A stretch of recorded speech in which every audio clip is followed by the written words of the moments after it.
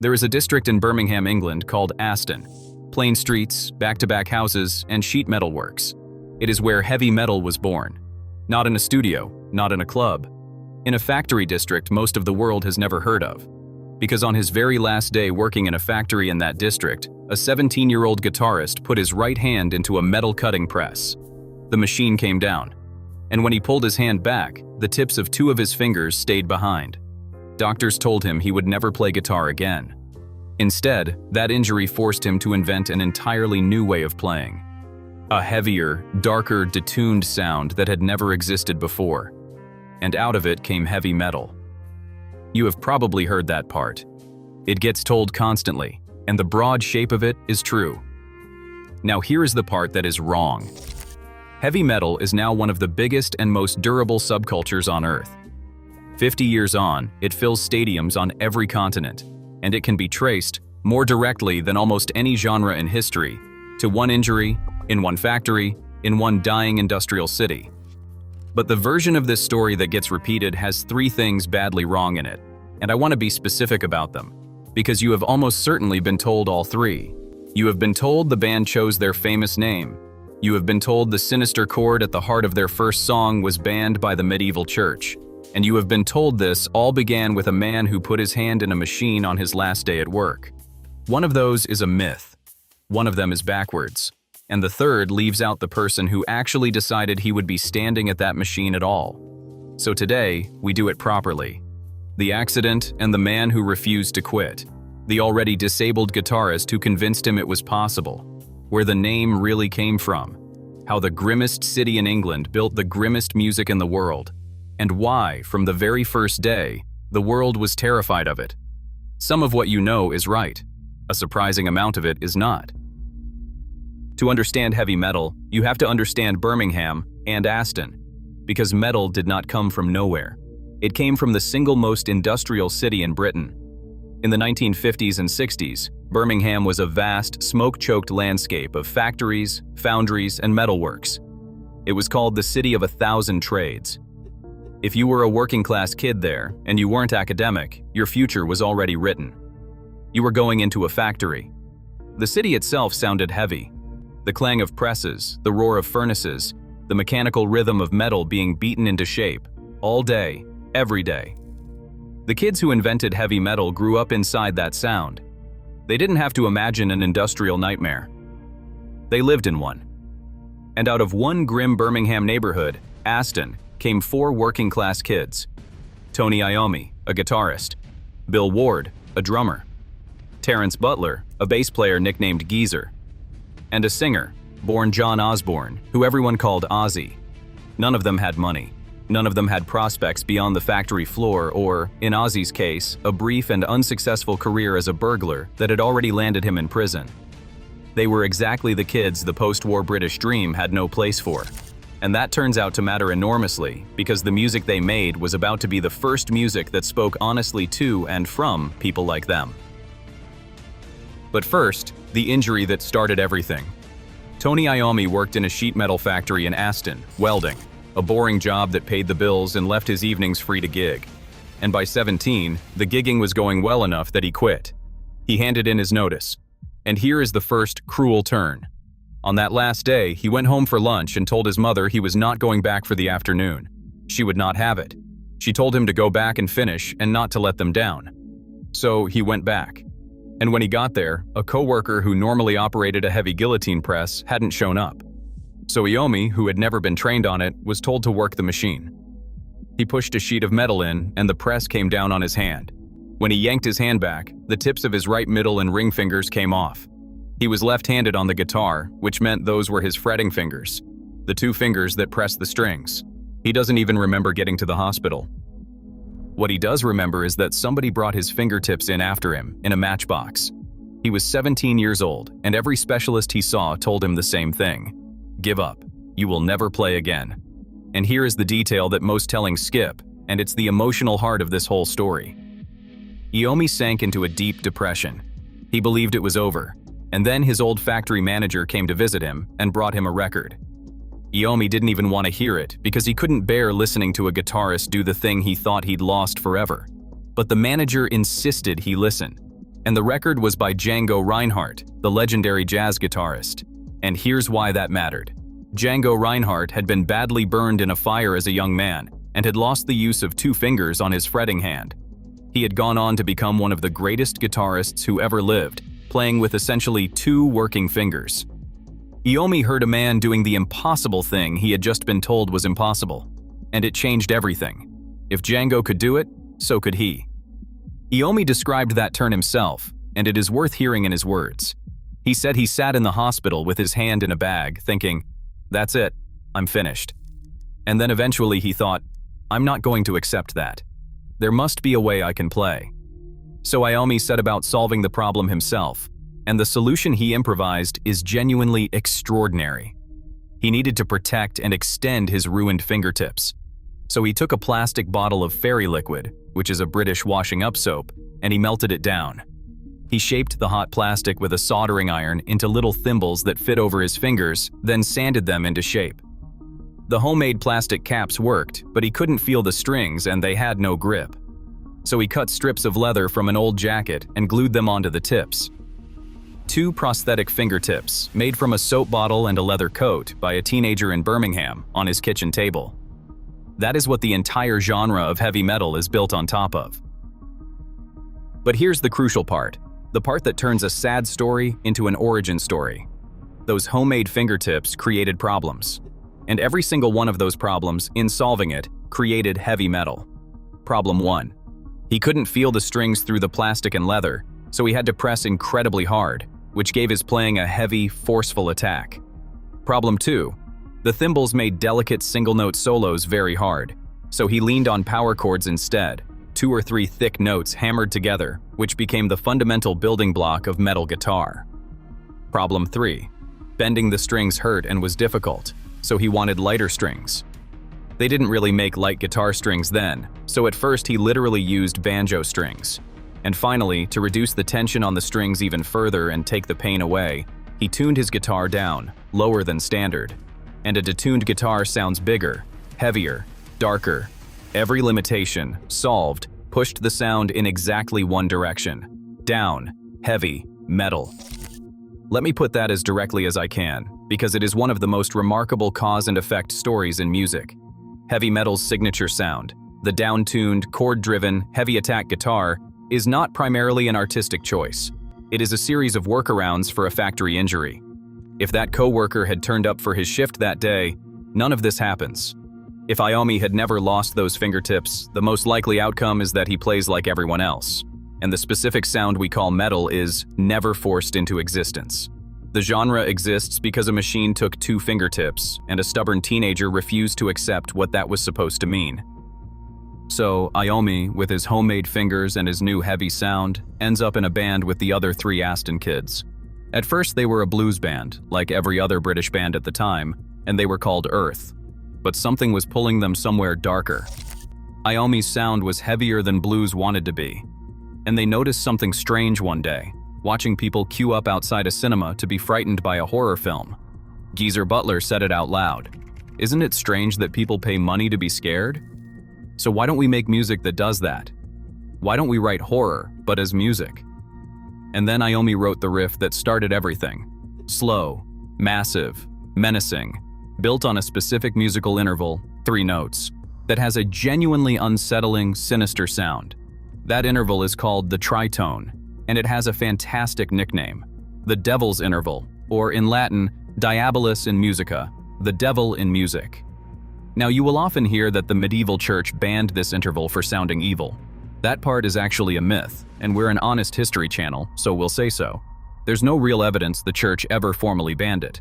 But the sound itself genuinely is unsettling, which is why it had that sinister reputation in the first place, and Iommi used it to write something that sounded like dread itself. They played it live for a blues crowd expecting the usual, in a tiny pub in Lichfield, just outside Birmingham. And as Geezer Butler remembered it, the whole pub went mental. That was the moment they realized they had created a brand new kind of music. And that song ended up giving them their name, though not the way you would expect, because they were forced into it. Playing around England in 1969, they kept getting confused with another band also called Earth, and their manager told them the name was too generic and had to go. So they needed something, fast. And the song was sitting right there. Geezer Butler was deep into occult and horror writing at the time.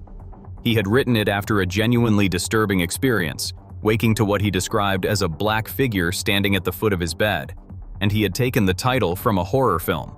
It was a 1963 Boris Karloff picture directed by Mario Bava, showing at the cinema directly across the street from the room where they rehearsed.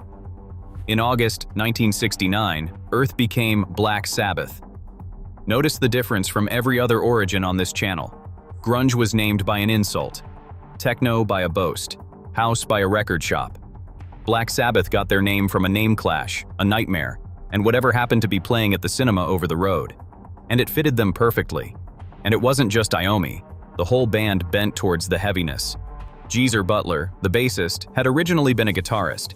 So instead of playing wandering melodic bass lines, he doubled Iommi's riffs note for note, which made them sound twice as thick and heavy.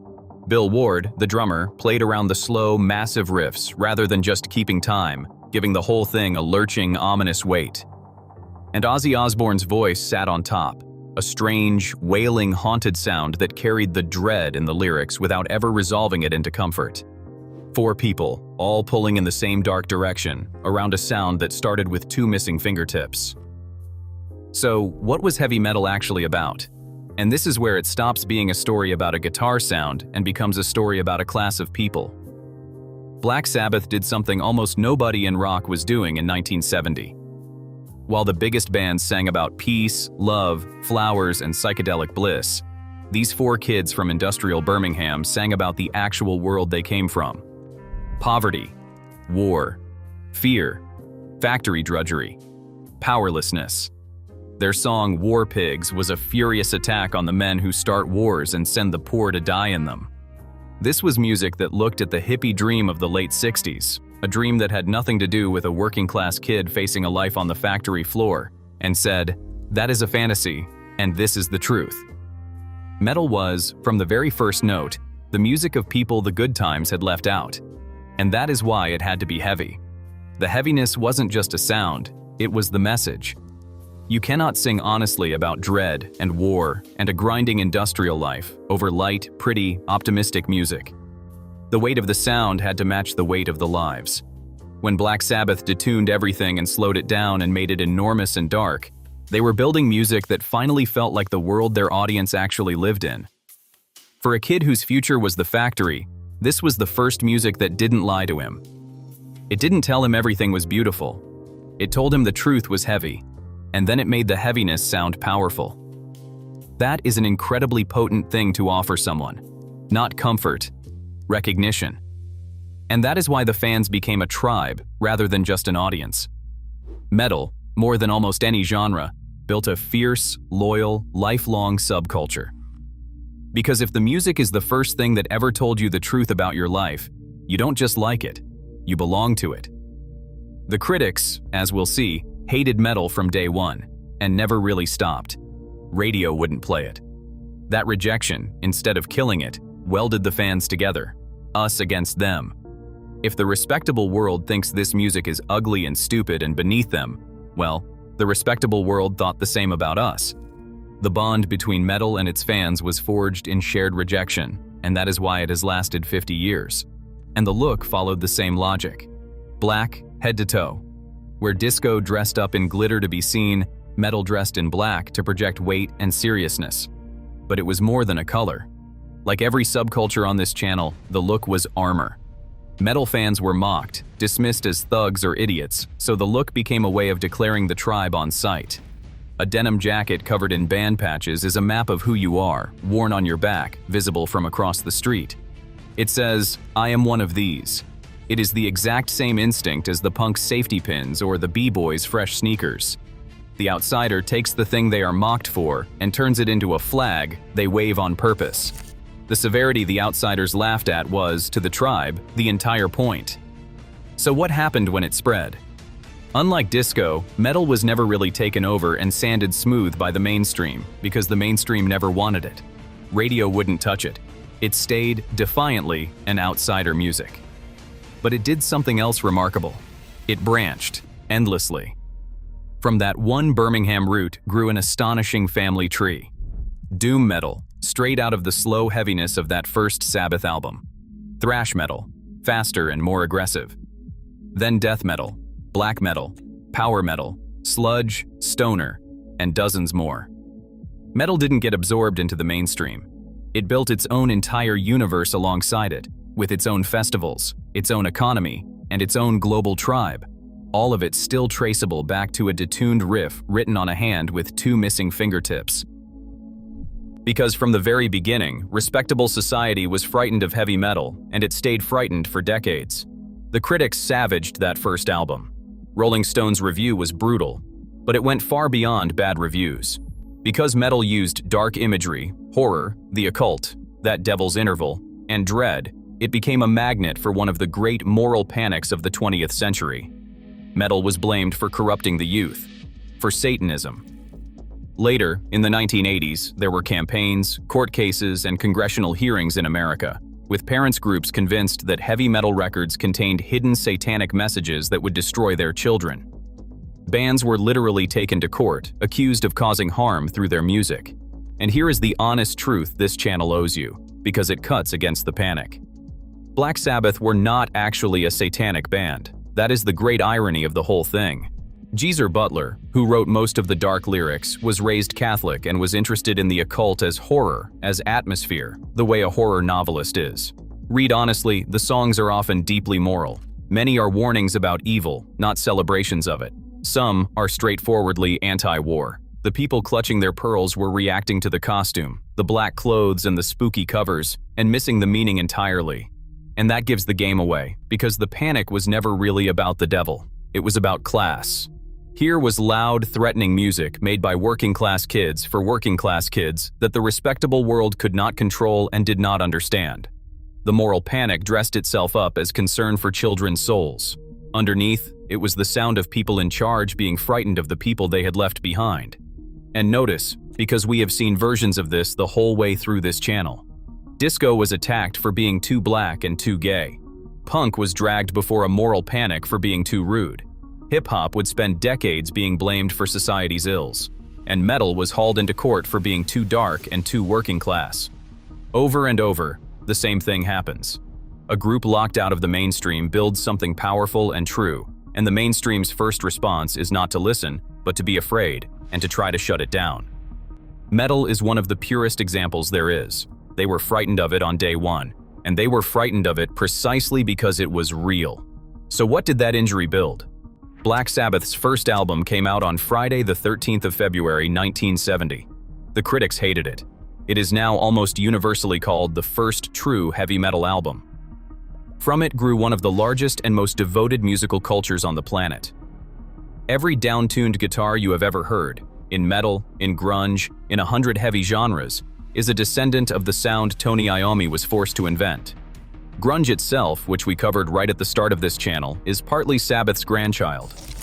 When Soundgarden and Alice in Chains tuned their guitars down into the sludge, they were reaching straight back to Birmingham. And Iommi himself, the man told by every specialist that he would never play again, became known as the godfather of heavy metal, and played for over 50 years. He has said his greatest regret is still losing those fingertips, that it remained a burden every single day he played. Sit with that. He carried the pain and the difficulty for his entire career. The injury never stopped hurting. It just also, along the way, invented a genre. Remember where we started. A 17-year-old, on his last day in a Birmingham metal factory, putting his hand into a press that took 2 of his fingertips. A boy who was told, by everyone who knew anything, that his music was finished before it had started. He melted down a soap bottle and made himself new fingers. He tuned his guitar down to kill the pain. And the darker, heavier, down-tuned sound that came out of those workarounds became the foundation of heavy metal. A genre that gave millions of written-off working-class outsiders something to belong to. They told him the accident was the end. It was the beginning. The machine took 2 fingertips, and in return, without meaning to, it helped hand the world an entire genre. That's metal. Built from an injury, forged in a dying factory town, and still, 50 years later, the loudest refusal to be quiet that music has ever produced. If you made it all the way here, you're exactly who this channel is for. Hit subscribe so you don't miss what's next. And tell me in the comments, which metal band or scene deserves its own full chapter? Thrash, doom, black metal, the whole family tree. I read them all. Get down there and make your case. Next time on Tape Hiss, we leave the factories of Birmingham for the yards of Kingston, Jamaica, where the poorest people on a small island invented the DJ, the remix, and rapping itself, a decade before the world caught up. And almost nobody told you. Until then, keep listening to the hiss.